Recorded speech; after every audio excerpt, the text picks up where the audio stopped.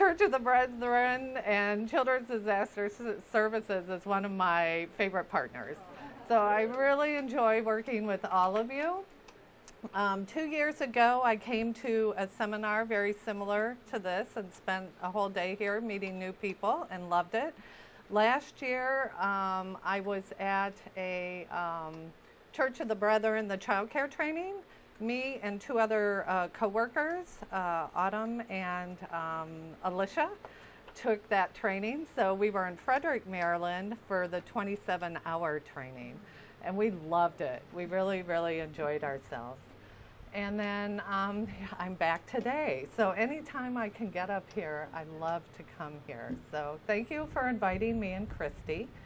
For many of you, we went through a process about 3 years ago called re-engineering, and we now have our department is called Disaster Cycle Services, and there are 3 parts to the whole disaster cycle, and that is prepare, respond, and recover. And what we realized through this process, there are many areas that support all 3 of those, okay? Engaging volunteers and employees, mobilizing the community, which is where partnerships comes in. We align with government. That's where government partners come in. I'll just make a little note here that our team works mostly with NGOs, okay, non-government. And we have a different team under operations that works directly with government agencies.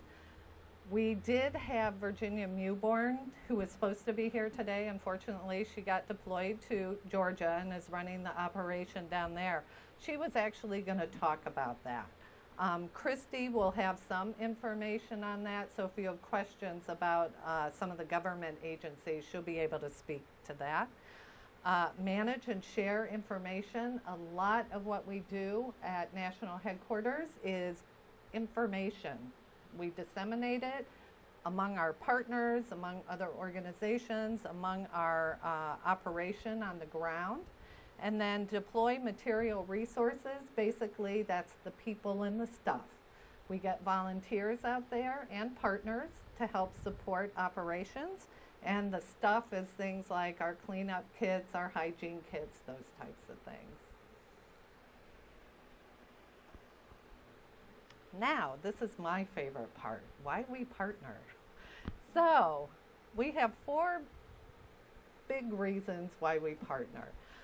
The first one we call strength and coordination.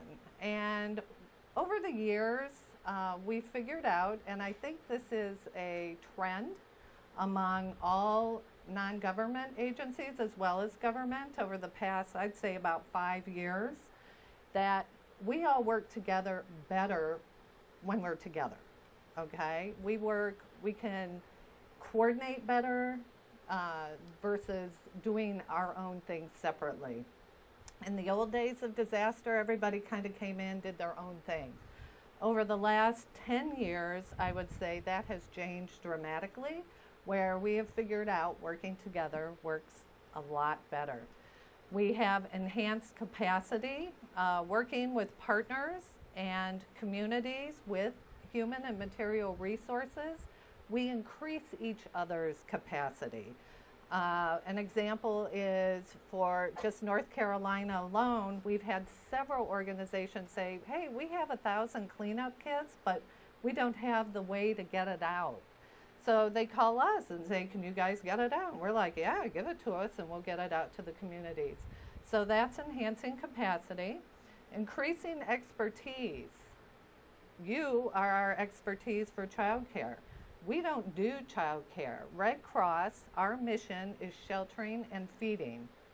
We rely on our partners to bring in all that expertise that we don't do. Feeding is another one. The Southern Baptist is our biggest feeding partner.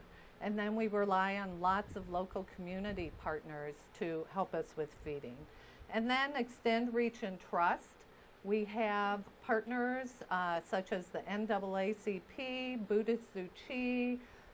We have some, we're just building a partnership with Native Americans.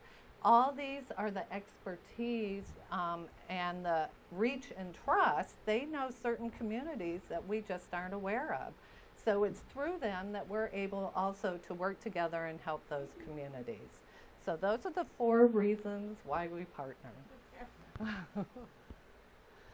And so here is, as I mentioned, this is what partners help us provide. Shelters, all our shelters are through local, usually churches.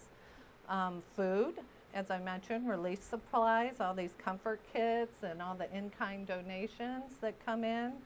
Health-related emotional support, that's what Christy will talk about, and then any other assistance. And then we move into recovery.